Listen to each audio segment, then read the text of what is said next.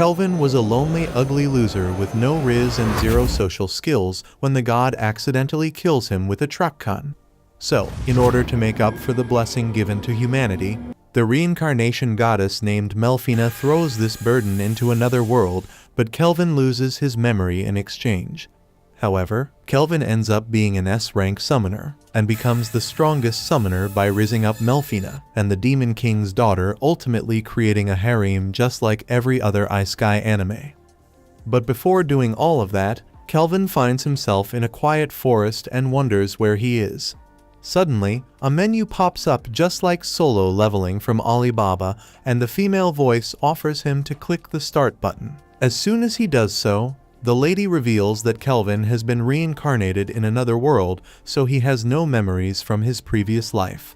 Kelvin curses his previous self because he can't remember anything, but the menu tells him to open up the stats tab, and Kelvin is relieved that he can get huge points by leveling up. His role is a summoner, so he goes to the nearby town to become an adventurer. While passing through the forest, the menu shows the stats of the lady, Melfina herself, and she is over 1,000 years old. She further explains that when Kelvin was being reincarnated, he told her that he loved her, but Kelvin doesn't remember anything about it, so he wants his memory back. However, Melfina can't do it because he exchanged those memories for skill points. He is about to puke at the cringe he said to the goddess and runs away. Kelvin orders Melfina to show herself, but he doesn't have enough skill points, so he can't see the old chick. They reach the Adventurers Guild, and Kelvin asks the receptionist about the registration form. She gives him the form, and just when he is about to write his role, Melfina tells him that he can't write summoner as his role because they are very rare and each nation has only one summoner at a time. If Kelvin writes his original role, he can get unwanted attention, so he writes his role as a green mage. After that, the girl hands over his F-rank card and explains the quests. There are some F-rank quests available, so Kelvin asks for one. He picks up the quest where he just has to put 3 blue slimes to sleep, and he buys a magic wooden rod to kill them, but maybe they are just like Kelvin but got reincarnated as a slime. He goes to the far-off place where he finds 3 blue slimes, and Melfina suggests using the appraisal eye that shows all the stats of any item and any monster. Kelvin has an S-rank appraisal eye so he can see monsters and items who are 100 levels above him, but he can't see Melfina's stats because she is beyond that. Kelvin thinks he will kill these slimes with a single blow, but our not-so-one-punch man gets ragged by a single slime. The slimes mock him to come at him, and it sends Kelvin's weakling body to the ground with just 3 hits. Kelvin anticipates the situation and tries a more faster attack on the slime, and this time he is able to take out 2 GP from it. The slime bounces off the ground a couple of times and gets knocked out. Kelvin uses his summoning magic to make a contract, but it drains half of his mana points. The contract is made successfully, and Melfina suggests giving the slime a name, so Kelvin names it Clotho. He summons Clotho and plans to take out 3 slimes using Clotho. Since slimes can eat weaker slimes, Clotho has no hesitation. The duo finds 2 slimes and attacks them. Kelvin kills one with wind magic, while Clotho takes the other one, but Kelvin notices that Clotho gets 100 points boost in stats after each kill. Melfina reveals that it is due to Kelvin's S-rank summoner ability, and he is the only S-rank summoner in this whole world. As they are chatting, Clotho takes out another slime, and Kelvin appreciates its help after summoning him back. He takes the slime cores to the guild and gets the money from his first quest. He then goes to find the hotel recommended by Ange from the guild, and while passing through an alley, he sees a slaver who has enslaved some elf girls. The elf girl looks at Kelvin with seductive looks, but Kelvin is a Sigma Chad, so he ignores her and goes his way.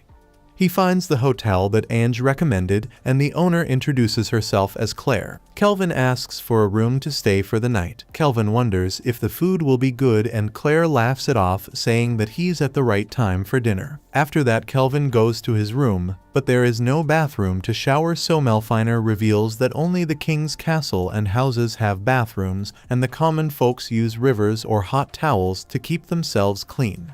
So, now, Kelvin's objective is to collect so much money that he can afford a house with a bathroom in this world. Melfina suddenly senses something delicious, so Kelvin goes downstairs and Melfina can't wait for Kelvin to summon her as she loves human food. Kelvin sees the food and eats it like a maniac. For the next couple of days, Kelvin and Clotho take out some typical job quests and some higher ranked jobs to level up their skill points and levels. Just like every other Isekai anime, Kelvin gets huge buffs and bonuses along with 100 skill points thanks to his overpowered status.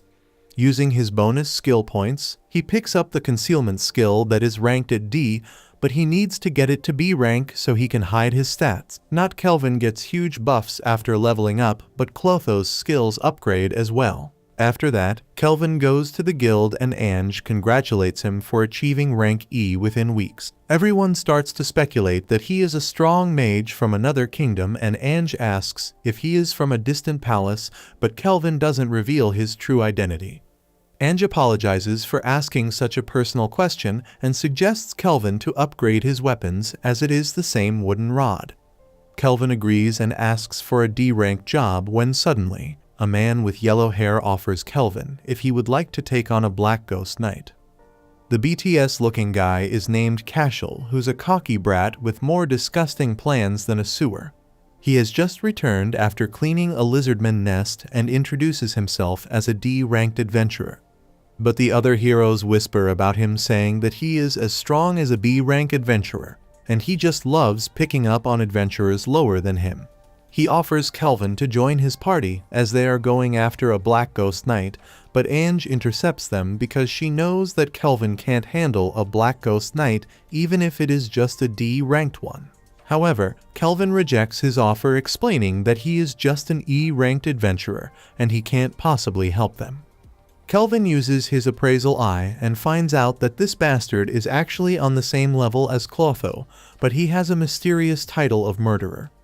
But Kelvin knows that Cashel is stubborn like a typical 8-year-old American kid, so he gives him a challenge. He explains that whoever defeats the Black Ghost Knight will be the winner, but Cashel will go along with his party members, yet Kelvin is still confident. He knows that Cashel will come after him when he will be fighting the monster, or after that, so he will be prepared. Melfina wonders if it is a good idea to show off, but Kelvin knows that with great powers comes great responsibility, and he's willing to take down Cashel for good. Cashel goes to his party members, and one of them reveals that he used his C-ranked appraisal eye to look at Kelvin's stats, but they were concealed, meaning that he has C-ranked abilities. Another member named Raj arrives, and he wants to crush Kelvin, but Cashel orders them not to do so as he wants the rookie to entertain them. At night, the party goes to the Wicked Spirit's castle and finds out that all the undead monsters are already dead. Just as they were wondering what happened here when suddenly Kelvin appeared with a verdant staff. The party members think that he is a low-life green mage with his staff, and he can't kill the Black Ghost Knight, so he waits for them, but in reality, Kelvin knows that the party is after him, and he doesn't want them to interrupt his fight with the knight. So, he reveals that he knew it all along, and the members get scared a bit. They think that Kelvin is a bounty hunter, but Kelvin didn't even know about the bounty on their heads. He mocks Raj, who looks like a white Dwayne Johnson, and the bald guy runs towards Kelvin. But he uses his staff to summon a concealed mud vine magic that even Gimel the appraisal wasn't able to detect. He senses that the rookie is too strong for them, so he runs for his life. Everything is going exactly according to Kelvin's plan, and he summons Clotho, who is now a slime Glitania, in front of Gimel. He runs back to his party, but Clotho launches him in the air and knocks him out cold. The white Johnson manages to escape from the mud, but he is caught by Clotho. Now, only Kelvin and Cashel are left face to face, and the cocky bastard launches on our protagonist, but gets knocked out in a single blow. It turns out that Cashel and his members were gaining experience points by hunting low-level adventurers instead of the monsters, so Kelvin plans to take these evil guys back to the guild. Now, it is time for the main showdown, and Kelvin is pretty confident in his skills and abilities. He opens up the gate and uses his appraisal eye to see the stats of the Black Ghost Knight, and his name is Gerard, who's at level 53. So, Kelvin changes his mind, and instead of defeating the knight, he now wants to take him to his party. And then they sit and chit-chat for a while, because this is the first time Gerard is talking with someone in years.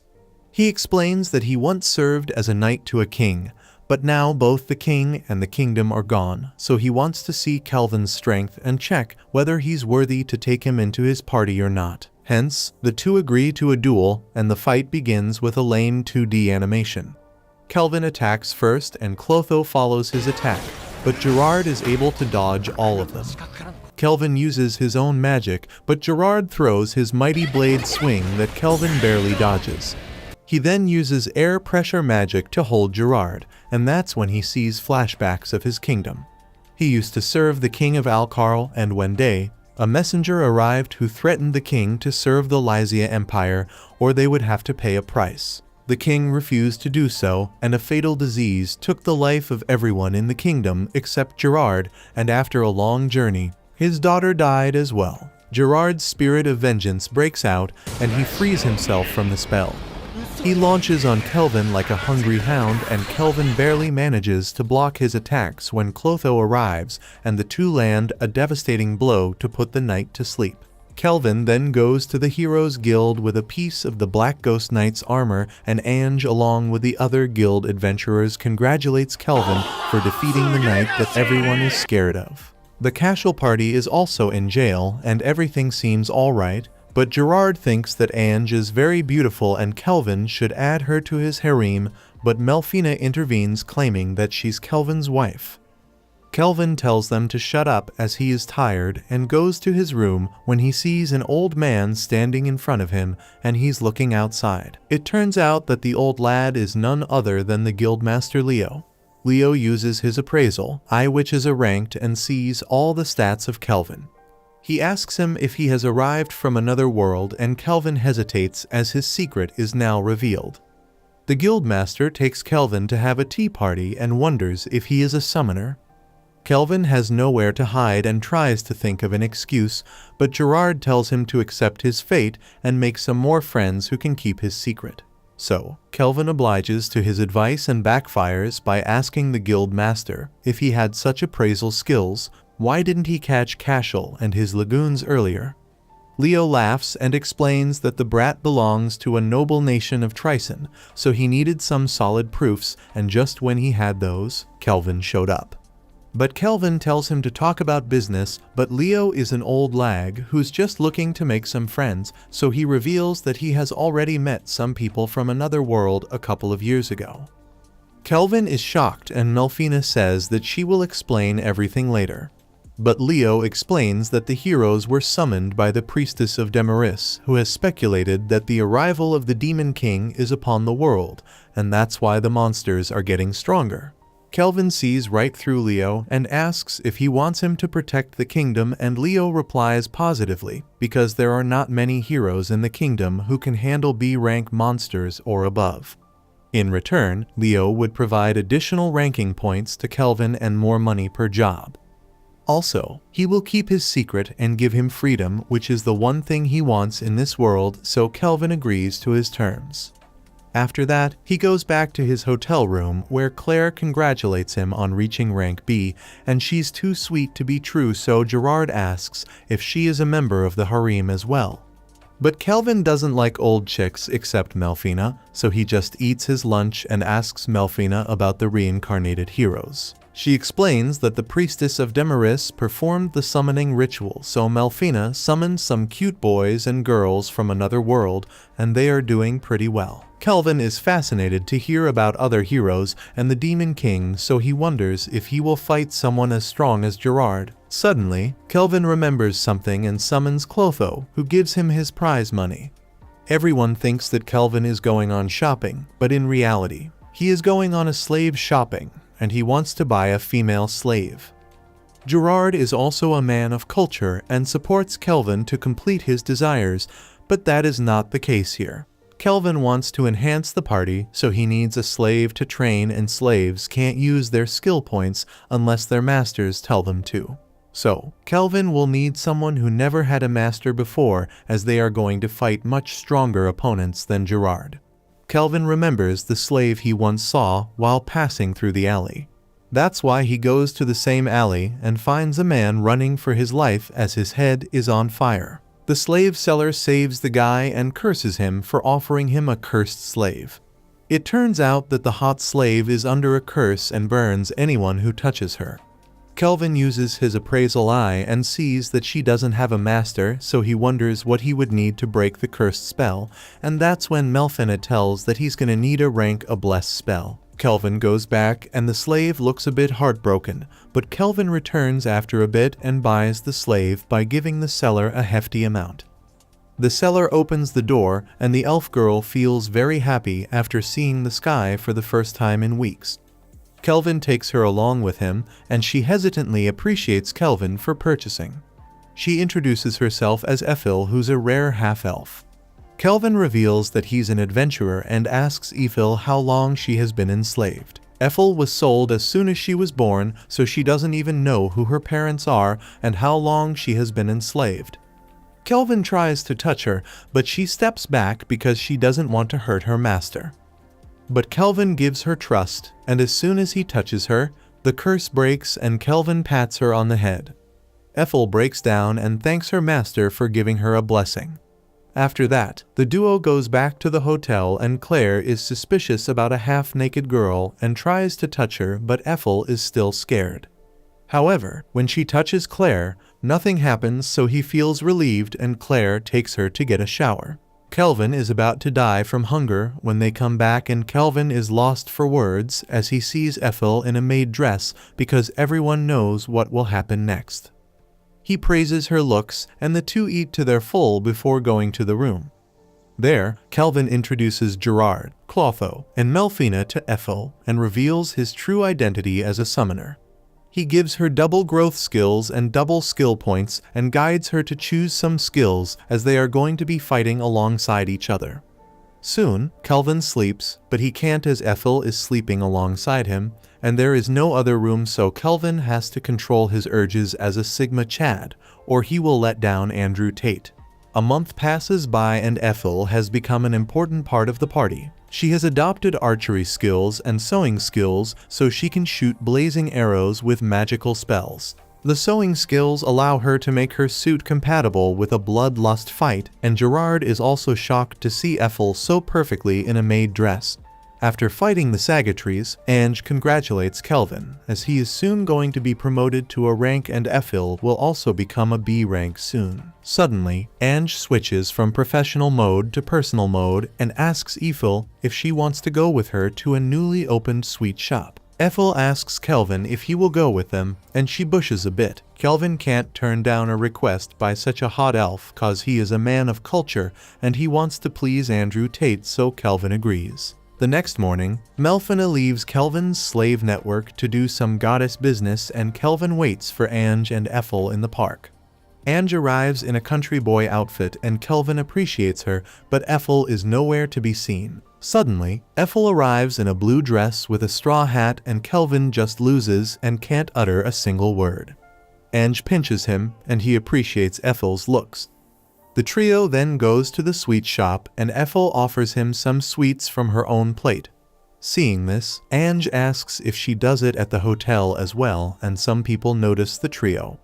They start whispering about them and Kelvin gets pissed, so he tells the girls to go home, and everyone wonders what the three of them will do after going home, as this is a love triangle. Out of nowhere, someone kicks their table and we see a fat chubby brat along with two of his knights. The chubby brat is Tebra, the third prince of Trison, and they mock the trio for being a low life. The prince offers Kelvin to hand over the girls and he will forgive him for his public romance, and the two knights step up. Kelvin isn't going to let her girls go with a fat dude, so he just slams the knights in the wall. The prince pisses his pants and Kelvin puts him under an air pressure spell. He inquires why he's in Parth, but the prince is spitting anything, so he makes him bow down. Tebra reveals that he's here to meet Leo, the guildmaster, who told him that there is a strong adventurer in the city. Kelvin wonders why he had rank D knights with him, as he's a prince, so the fat brat reveals that he wants to make a strong hero serve under his name so he can have some glory. Kelvin tells him that he's the hero he is looking for, but he is not going to serve a cocky prince. We see the great cathedral of the kingdom of Daramis where Melfina's assistant, Colette, asks her to reveal herself. Melfina arrives and asks how the heroes from the other world are doing. Colette shows her the stats and Melfina is pretty impressed. She gives Collider a new oracle and orders her to send the heroes to the west as she senses a strong evil presence there. At night, we see Ethel and Kelvin who are not asleep, and Kelvin apologizes to her for not getting another bed from Claire as there are none. But Ethel gets up and asks Kelvin if she is not attractive enough as a woman. Kelvin blushes and Ethel says the 3 words that nobody has ever said to you. But she is still a slave, so in order to keep their healthy relationship, Kelvin says that she is the most beautiful waifu he has ever seen, and Ethel hugs him in joy. But now it's time for Kelvin to buy a house with separate rooms. The next day, the party is speculating the stats of the heroes and Melfina is back as well, but the heroes are not strong enough as Kelvin had thought. Suddenly, Claire arrives and tells Kelvin that the guild is calling him. So, he goes to the guild and meets Leo, who tells him that a demon has appeared in rank D dungeon in a secret room. But the adventurers made it back because the demon was sealed. The demons are one of the strongest classes in the world, and even the weakest are B-ranked. In this case, the level of the demon is unknown, so it could be a S-ranked demon. Kelvin hesitates, so Leo asks if he met the Prince Tabra. This is actually a blackmail statement, so Kelvin would take on the job. So, to get out of the situation, Kelvin agrees to take on the quest. The party goes to the dungeon where they meet Erd, the test examiner, and he tells them that the area is sealed. However, they can only watch Kelvin go in as they are not strong enough. Kelvin and the party go inside, and they finally reach the demon room. Before opening, Kelvin senses 2 life forms inside, and the one weakened is the demon. Meanwhile, the other one is an unknown form, and it is much stronger. So, they plan to deal with the strong one first, as the demon is still sealed, and as soon as they enter, they see a half-naked demon who looks like Devil Jin's sister from Tekken. From one side, an archdemon arises who introduces himself as Victor, and archdemons are more powerful than simple demons. He reveals that the demon enslaved is the daughter of the last demon king, and only a human can break her seal. Turns out that they stepped right into a trap, and Victor launches on them to absorb their powers. However, Gerard steps in and holds the demon back, but he is not strong enough. Victor reveals that he can absorb the characteristics of anyone he eats, so he wants to eat a human and break the seal of the demon lord's daughter. He is actually the aide of the demon, and if he eats her, he will become the new demon king, but Kelvin is just smiling with a sinister smile on his face. Gerard remembers that face, and it's the same smile that he saw when they fought. Kelvin is actually a battle junkie, so he gets an adrenaline rush whenever he faces a stronger foe. Victor uses a magic spell and spawns an army of the undead to even the odds, but now Kelvin's party is now outnumbered. All the monsters are B rank, but Kelvin and the others manage to take them down with ease. Victor is just standing watching his undead army get dead again. He appreciates Kelvin for his high-level skills and wants to remove his smirk. Victor uses a smoke bomb and goes under the ground, but Kelvin is able to detect him and Gerard blocks his attack. However, Gerard can't keep up with Victor, so he throws him away and uses his underground hands to grab Kelvin, but Clotho jumps in and tries to absorb Victor's arm. Suddenly, Kelvin uses his sanctuary attack and binds one of his arms, but Kelvin is absorbed so much in the battle that he doesn't recognize that one of Victor's hands is behind him. Victor thinks that this is the final winning moment when Ethel appears out of her stealth magic and shoots a blazing arrow at Victor, but the demon manages to stop it. However, his arm turns into a stone and Gerard uses his mighty sword to chop off his other arm. Victor is impressed and Kelvin wonders if he's going to give up, but that's when Victor starts transforming into his ultimate form. Kelvin orders the party to launch everything at him as they can't give him time to transform, but they are a bit late. Victor launches at them, but Gerard is able to hold it back for some time, but he is easily taken down. Ethel throws her magic arrows at him, and that's when Clotho appears to launch all of the cursed weapons that he was holding when Kelvin was learning his blacksmith skill. Kelvin, Ethel, and Clotho shoot their final finisher, and Victor accepts his fate after having a final look at the demon daughter. The structure collapses on the daughter, but Victor jumps in just in time to save her. It turns out that Victor wasn't planning to eat her. He just wanted Kelvin and his friends to fight him with full force. He reveals that Princess Syrah was a hidden daughter of the Demon King, and he was put as her caretaker, but when the heroes arrived and took down the Demon King, he ordered to seal her daughter from everyone until a peaceful era came. The demon Syrah is hearing all of this, but the seal is still up so she can't wake up. Victor requests Kelvin to let her join his part and show her the world. These were his last words, and Kelvin goes on to break the cursed seal. Syrah wakes up and starts crying after hearing Victor's words. The party then goes outside and shows the proof that the demon is dead, and thanks to Syrah's camouflaging hairband, she can hide her horns and wings. Suddenly, Gerard starts shaking and Kelvin resummons him as he has evolved to an abyssal knight that only appears in S-rank dungeons. Kelvin then goes to Syrah and she asks if he really wants to take her to his party as she is a demon and people will freak out after finding it out, but Kelvin assures that he will use S-rank concealment skill so nobody can see her stats. After that, everyone goes to the town and Syrah is amazed to see everything as this is the first time she has seen the real world because she was at Hustlers University earlier. When Kelvin reaches the inn, he is surprised to see everyone celebrating his promotion to rank A. Everyone drinks hard and parties even harder until the night when everyone is in deep sleep. Kelvin gets up and Syrah is nowhere to be seen, so he finds her outside sitting alone and remembering her past. She is happy for her new life and vows to live it better just like her father and Victor had expected. Since Kelvin's blacksmith skill and Ethel's sewing skill have reached S rank, they decide to make weapons and artifacts for their party. First is the erendite that Kelvin made for Syrah using Victor's armor. And Gerard gets a new sword, but Kelvin is tired from all the work and Ethel asks if he wants something to eat, and that's when Kelvin remembers his favorite food, Japanese rice. But they are not available in this kingdom, so they venture to the kingdom of Toraj to find some, and also due to Kelvin's promise to Victor as he wanted to Syrah the world. Syrah is fascinated by everything, but Gerard notices that Melfina is missing again. It turns out that Kelvin still isn't able to summon Melfina, so she goes to find one of her avatars, and that way Kelvin might be able to summon her. Suddenly, a white beautiful bandit stops that cart and a bunch of lunatics appear as well. They are the members of a bandit group called the Black Wind, and it is run by a hero who turned rogue. Kelvin uses his skills and finds that all of them are below level 30, so he doesn't want to get his hands dirty and sends Syrah to deal with the situation. Syrah takes on everyone alone and punches them in the air with no hassle at all. They tie all of the bandits, and it turns out that Syrah is already at level 75, so Gerard wants to challenge her to a duel. The leader of the group laughs and tells them that they should worry about themselves as their master is level 70. The sinister personality of Kelvin kicks in, and he asks about the details. After that, they go to Toraj's hero guild and find the guildmaster Mist, who was in the same party as Leo a couple of years ago.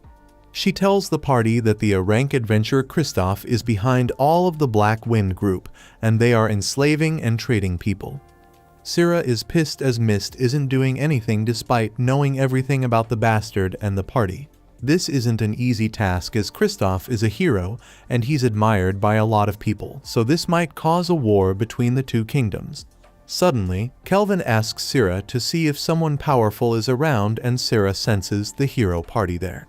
Kelvin asks Mist to send the party to the hideout, but Kelvin wants to fight the heroes, so this is all part of his plan. Kelvin and his partner go to the abandoned building where a cheap joker from Target is harassing and abducting a little girl. Suddenly, he hears a thud, and Kelvin's party is already there. The joker hesitates to do anything, and Gerard knocks him out. Kristoff is seen arguing with one of his comrades because he immediately called a meeting after the fall by Karna's group. The door knocks and the party jumps in to take down the bastards. Kristoff gets ready to fight Kelvin, but Kelvin doesn't care as they are just pebbles on the road. He is actually waiting for the heroes' party to arrive so he can fight them. Meanwhile, the heroes of the nation arrive at the palace, and they can't find anything when one of them senses a lot of people in a single room. So, they follow the energy and find the room where the people are. Suddenly, Clotho appears in front of them, and just when the heroes are about to engage, the little girl Luca, who was saved earlier, jumps in to protect our slime. Toya, the leader, introduces the party and the slaves are relieved. It turns out that Clotho was put there by Kelvin to protect the slaves, and Luca's mother asks Toya and his party to help the adventurers who came earlier, but this is all part of the plan. The hero party rushes to the last gate, and they find Kristoff and his members lying around, but they think that they are the O-rank adventurers who came earlier. They are shocked to see the wounds on the heroes and hear a sudden hush from the other room. They rush in to fight the Black Wind Bandits while Kelvin just sits there like a final boss for the heroes. Kelvin mocks the heroes by saying that there is no place for weak people, and they will also end up in the same situation if they are weak. The leader, Toya, pulls out his sword and his members introduce themselves as Setsuna, Nana, and Miyabi. Toya acts all tough because he has more girls alongside him than all of you will ever have and comes up with all the justice BS. But Kelvin shuts him up by telling him that Toya is too weak. Kelvin is actually trying to provoke them, so he offers them a deal. He says that he will fight all the heroes himself, and whoever wins will grant one wish of the winner. Toya is so dumb that he still doesn't get it, so Setsuna tells him that Kelvin is holding something back and they must fight him together. Nobody can sense how much magical power does Toya has, so they agree to fight him together. They go to the main hall, and it turns out that Kelvin wants the heroes to take the claim that they freed the slaves from Kristoff, so the people of Trison will turn on Kristoff. Ciro wants to join in the fun, but Kelvin wants them to just sit for now and eat some sandwiches. However, Ethel is still concerned about Kelvin's decision, as all the heroes have some unique skills. But Kelvin is still confident because he made the Skill Eater Gauntlet from Victor's armor, and it can copy anyone's skill. Toya gives some Captain America type speech, and the heroes use Fairy Grace skills to kick some summoners' butt.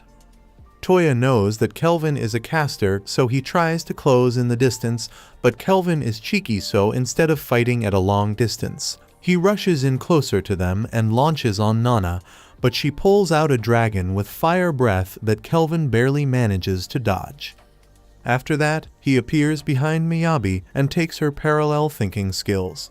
Kelvin has one skill eater on each hand, so he can only copy 2 skills at a time. The girls get busy in helping out Miyabi, and Toya takes on Kelvin alone, but everyone knows Kelvin is a battle junkie, so he starts fighting Toya with a single fist. Everyone is shocked to see that Kelvin is just his bare hands against Toya's S-rank swordsmanship. Turns out that Kelvin had copied Sira's martial arts technique to fight the heroes. Setsuna jumps in to save Toya, and Kelvin casts a wall in front of them, but Setsuna is able to cut it with a single hit. Suddenly, Kelvin jumps in for a devastating blow, but Toya is able to save him. Toya gets injured, but he still thinks he is Captain America, so Setsuna smacks the shiz out of him like Will Smith. She acts as the main character to give a short speech, and Toya realizes that he has been doing solo leveling alone, but it won't work on Kelvin, so they fight as a team this time. Nana holds him with some ice magic, and Miyabi uses an air pressure spell. Kelvin gets scared for a second as he can't move, so he self-destructs himself. However, when the dust settles, Kelvin is standing without a single scratch. He is impressed by the heroes, but guides them like a teacher as he knows their every ability. This time, the hero party attacks with all their might, and Kelvin is really in trouble for now. Miyabi summons an ogre, so Kelvin summons 2 golems to hold them off for a while. Kelvin uses the parallel thinking spell, which he copied earlier, and makes a new spell to free himself and destroy all the crystals at once. He then gut punches Setsuna, takes down Miyabi and throws Nana out of mid-air. Now, only Toya is left standing, and he is really pissed to see his friends get manhandled. He goes into berserker mode, but Kelvin calls him a disappointment. Toya asks why Kelvin doesn't use this power to help the world, and Kelvin again smacks the shiz out of him with a single punch because he doesn't like low-level people giving him advice. Toya goes to the knockout zone and wakes up after some hours. His friends are beside him, and he sees the little girl Luca sitting in Kelvin's lap with Clotho. Toya still thinks that Kelvin is the bad guy, but after looking at the slime, he remembers the little girl who told them that the slime is from the adventurers. Kevin introduces himself as a rank adventurer, and Toya questions why he wanted them to get all the things in the wrong way, but he remembers his fight was just to make them better heroes. Toya gets on his knees and thanks Kelvin for showing them their weak sides. Kelvin appreciates it, but asks him to complete his wish. Toya agrees to do anything for Kelvin and his party, so our summoner asks them to get stripped in front of everyone, and the heroes just scream in disgust. Kelvin heads back to the town and gives the slaves to the guild master Mist, and the Black Wind members are captured as well. Kristoff and his party will be held accountable, and Kelvin goes to have some fun with the stripped heroes. They are in a cave fighting a giant octopus monster, while Kelvin and the others are watching them. Kelvin wants to make them stronger so they can defeat some S-rank dungeon boss, but they get easily defeated by the octopus giant. Syrah asks Kelvin to fight them again so they can become stronger, and Kelvin thinks it is a great idea, but the heroes finally manage to defeat the giant monster. After that, they go to eat some sandwiches, and Toya explains how they got teleported to this world when they were in their classroom, and a goddess appeared in front of them. Kelvin asks Toya what he will do if a S-rank dungeon boss appears in front of him, and Toya replies in disappointment that he will run away as they are not strong enough yet, so they will run and come back when they can defeat a S-rank boss. Meanwhile, Syrah pulls out a S-rank dragon boss from the lake, and Kelvin is happy with his answer. They take out the dragon boss with ease, and the hero party sets sail to their mission. Toya appreciates Kelvin's support to make them stronger, and Kelvin gives them some pendants that are more than just lucky charms. The heroes set sail, and Toya wonders if they can become like Kelvin and his party someday.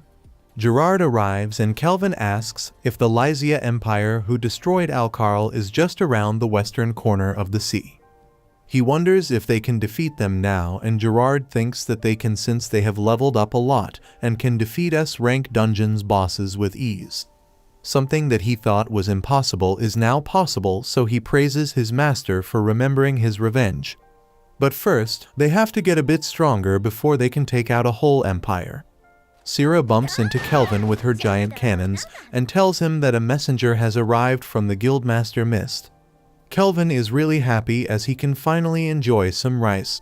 So, they go to the castle in Toraj that looks exactly Japanese, because there had been some rumors that the first ruler of Toraj was a Japanese from another world. The party goes inside, and they see the Japanese tatami. So, they take their shoes off, and the queen introduces herself as Tsubaki Fujiwara. Meanwhile, the guards simp on Syrah for looking like a noble princess. Tsubaki appreciates Kelvin's help in taking out the Black Wind and the demons from the cave, which would have been impossible otherwise. She offers Kelvin to pick up anything from the kingdom, and Kelvin just wants some rice instead of money or items. The queen laughs it off and says that he can have as much rice as he wants, and he eats like a maniac. They stay in Toraj for a couple of days, and Efil has mastered the art of rice, but Tsubaki finds it as an excuse to eat with Kelvin.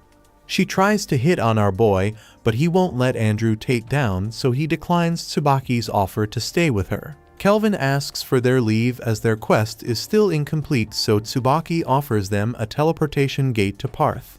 They step in and go straight to their inn. Claire asks if the queen was hitting on Kelvin because Ange has told everyone about it, but Kelvin shakes it off, saying that he is going outside to buy something. Claire teases and asks if he's going to buy another pretty slave, but this time, Kelvin buys a house for the party. They go to their new gigantic house where the little girl Luca and her mom Ellie will be working as maids. Kelvin bought this house because it had a bath, and he hadn't washed himself in ages. After taking a bath at night, Kelvin goes into his room and lays on his bed. Suddenly, he senses that Melfina is back and asks if he can summon her now. She replies positively, and so Kelvin summons her, and we see the Holly Molly goddess of reincarnation with white angel wings. Kelvin is happy to see her as she looks exactly her type, and this might be love at first sight again. The next day, the party has breakfast together and Melfina has a hard time finding them because they have left the inn. But nobody knows who is this new hot mommy, so Melfina gets up and introduces herself as the goddess they talked with in the servant network. Melfina apologizes to Syrah for her father's incident, but Syrah is totally cool with it, and so Melf announces herself as the wife of Kelvin.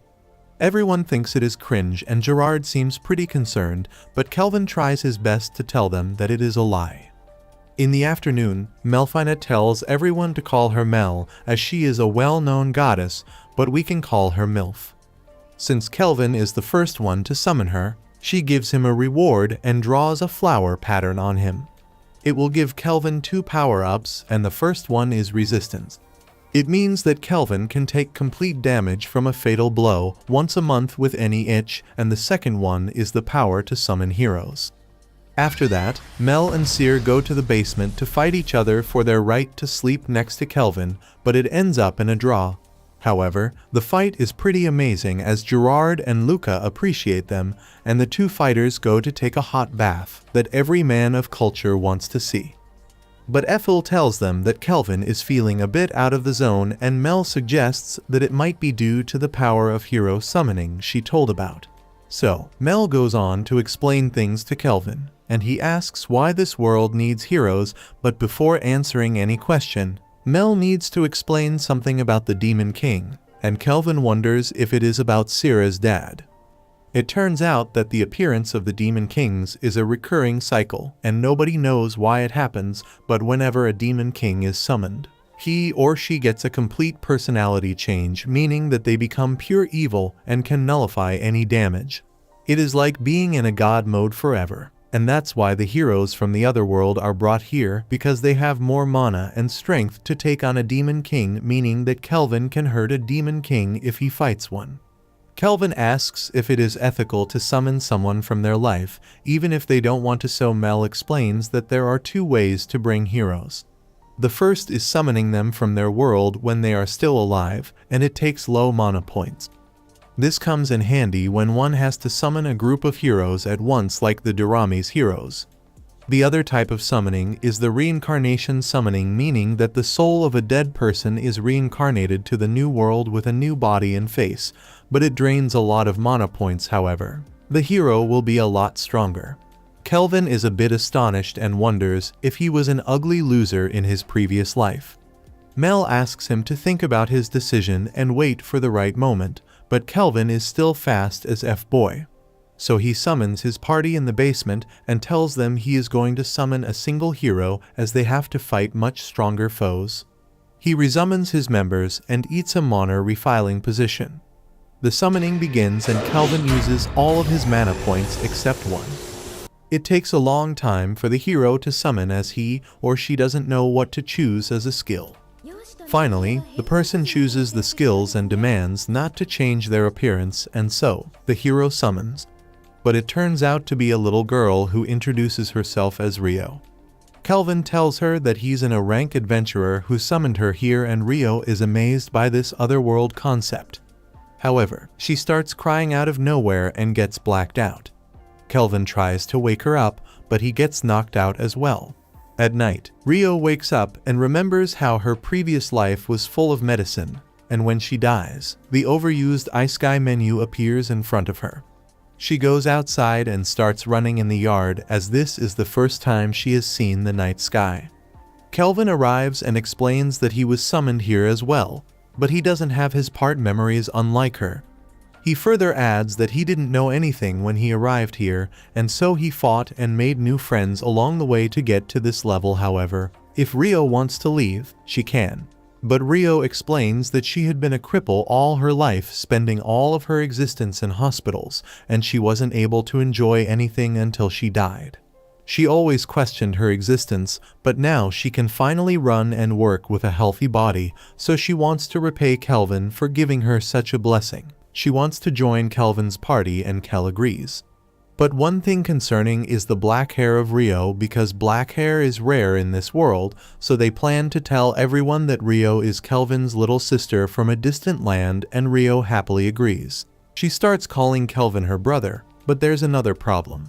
Rio resonates with Leo, the guildmaster, and Kelvin doesn't like it much, so he wants to change her name. Rio suggests the name Rion, which sounds more like a girl and similar to her previous name, so Kelvin adopts the new name Rion and welcomes her to this new world of fantasy and magic. At night, Kelvin wakes up and finds Sarah sleeping in front of him, and suddenly, Mel grabs him from behind while dreaming about sushi. And to make matters even more worse, Rion also sneaks into the bed while all of them are asleep. Turns out that Kelvin is living the playboy life he always dreamt of, and the next day, Kelvin takes everyone, including the maids, to the dark purple forest. Ellie asks why he brought them alongside him, and Kelvin explains that the two of them and Rion will have to level up a bit to take care of themselves, so he uses the skill-sharing skill, and they will get skill points whenever someone from the servant network kills a monster. Syrah, Gerard, and Clotho kill some monsters, and Syrah challenges them to see who will kill the most in a certain time. Suddenly, the folks level up, but Ethel senses a shadow wolf approaching them. Kelvin asks Rion if she loves dogs, but she had never touched a dog in her previous life. So, Kelvin gets up, and as the wolf approaches them, he uses the air pressure magic to drain its mana and makes a contract with the wolf. He resummons it, and everyone likes it immediately, but Ethel senses that Erd and his party are on the way here. They reach the entrance, and Erd is a bit shocked to see Kelvin and his pretty girls. Erd is actually here to kill some monsters so his party can be promoted to B rank, and everyone feels jealous after seeing such beautiful women. Mel introduces herself as a new party member, and Kelvin says that Rion is his little sister. The party members can't take it and run away in jealousy, while Erd runs after them.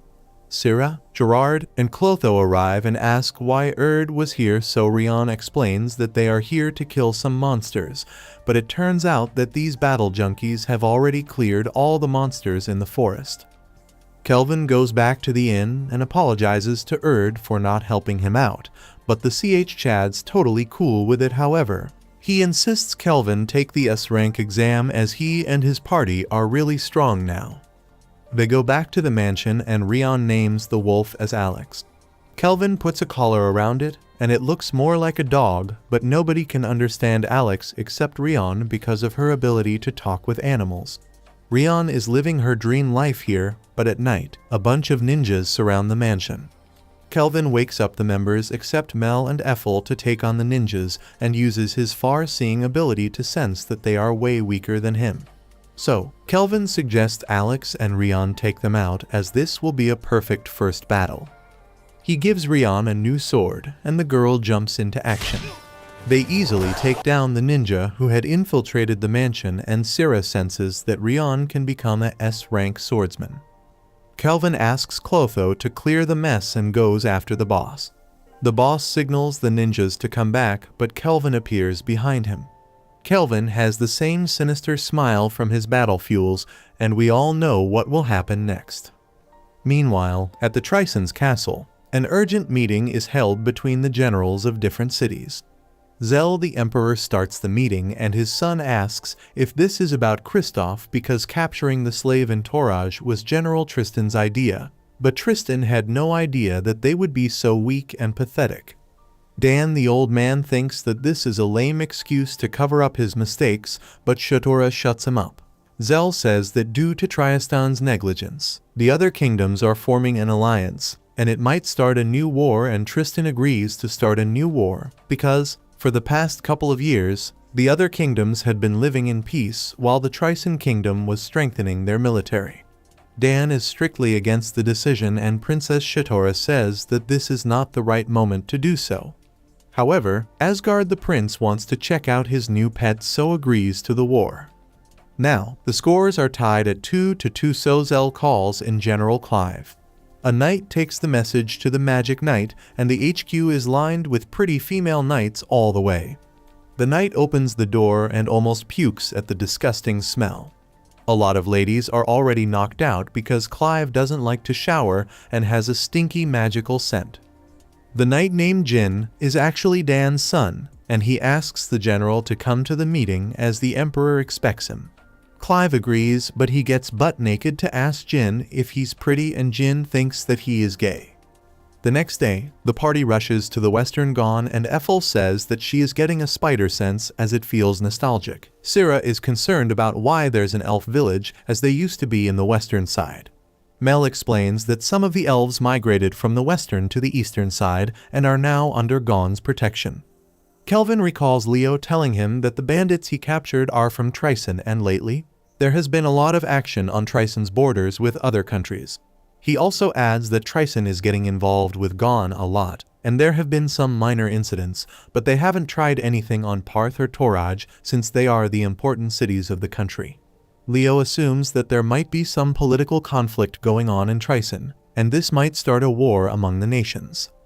With that being said, Leo offers Kelvin a direct job from the King Leonhard of Gone, who will take him a S-rank promotion exam. Syrah explains that the condition of becoming an S-rank adventurer is a ruler's approval, but Kelvin knows that it takes 2 rulers' approval. Leo was able to manage the approval from Queen Tsubaki, and only Leonhard was left to approve his skills. Ethel wonders what is the king like, and Mel explains that he is also a battle-hardened warrior who left as an adventurer and came back as an S-rank hero. Gerard asks if Kelvin is thinking to do something fishy with his sinister brain, but Kelvin assures him that he won't kick the king's butt. Syrah asks why they will be protecting an elf village when the king is already so strong. Kelvin reveals that Tryson is involved here and they don't need to hold back this time. Suddenly, an arrow comes out of nowhere and the cart stops. It turns out to be elf archers, and they stop the cart to check who's the traveler. Kelvin shows them the parchment and introduces himself as the adventurer. The elves lower their guard after hearing the king's name, and the village elder, Nelruz, arrives and tells them that the king has told him everything about them, but he suddenly hits a pause when he sees Ethel can call her Lumil, asking how is she still alive.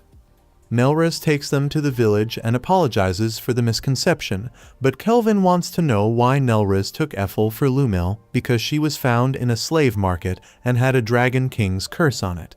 Lumil might be a clue to find out where Ethel came from, and Nelruz clarifies that they used to live in the western continent when one day, a dragon king appears and demanded the elf who had humiliated him.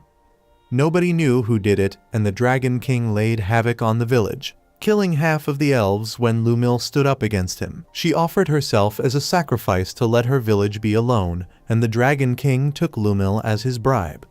However, Lumil's body was found in a forest afterward, so the elves fled to the east, thinking that the Dragon King might come back. It might mean that Ethel is actually Lumil's daughter, but it is not possible because a dragon's blood is too much for an elf, and only a human and an elf can give birth to a half-elf. Ethel shakes it off, saying that she doesn't care what happened in her past, because now she is living the best life with her master and friends. After that, Nelruz explains that some monsters and soldiers have been kidnapping elves at night, and despite having a magic barrier around the village, the monsters still manage to find the village.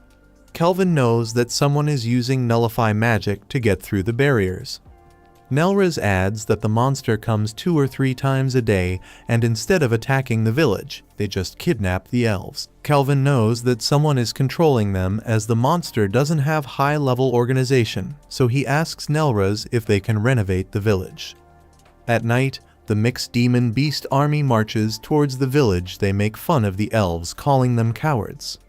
The bald commander says to look out for ambushers, but the soldiers take it as a joke, and it turns out to be a grave mistake.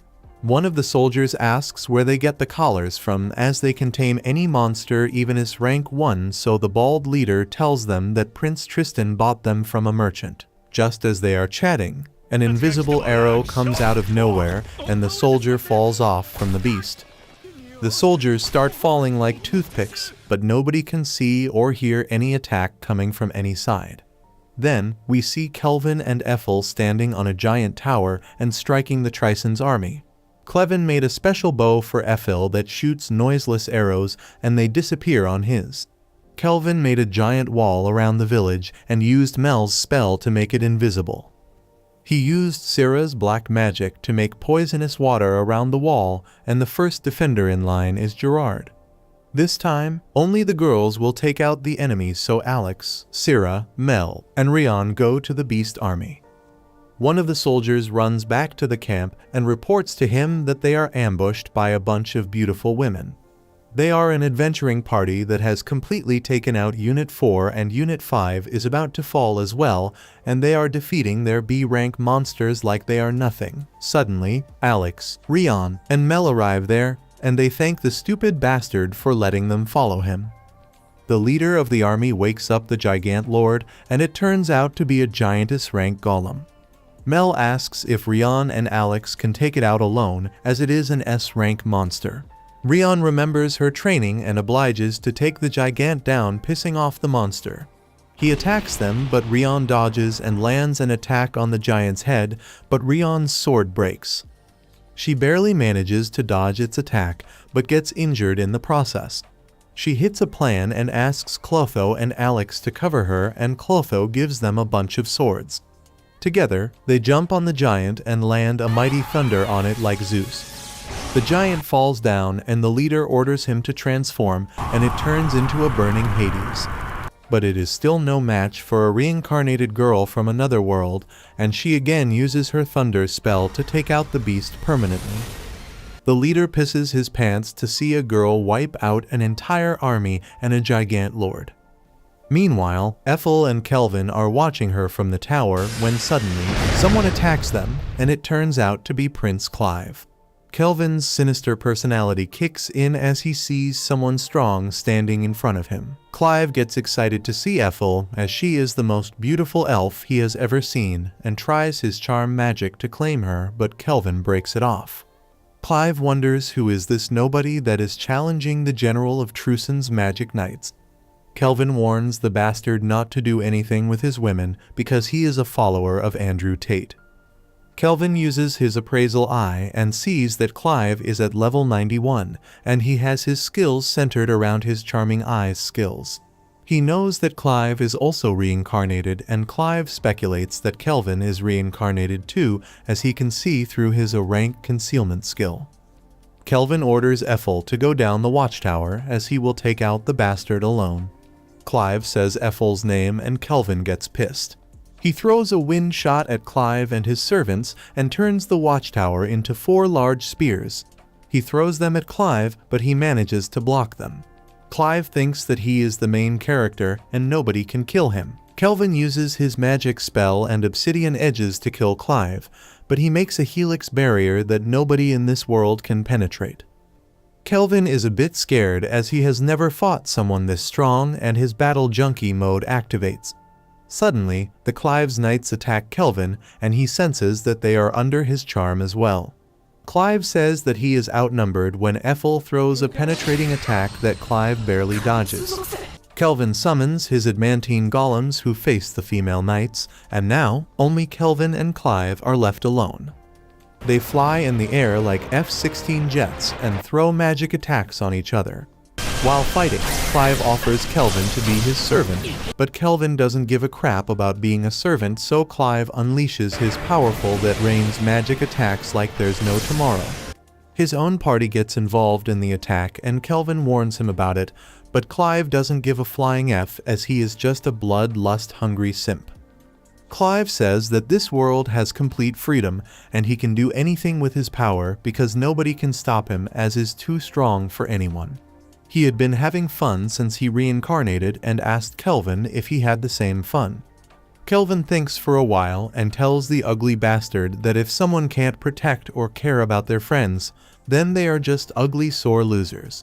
Clive doesn't like it, and the two clash with each other. When the dust settles, Clive's face gets a scar and Kelvin's staff breaks. Clive loses it as he thought he was Mr. Universe, so he wants Kelvin to pay for it. Clive unleashes his most powerful S-rank magic move called the Tempest Barrier, which is more like a tornado. Kelvin gets a bad feeling about it, and Clotho pulls out a brand new S-rank blackstaff.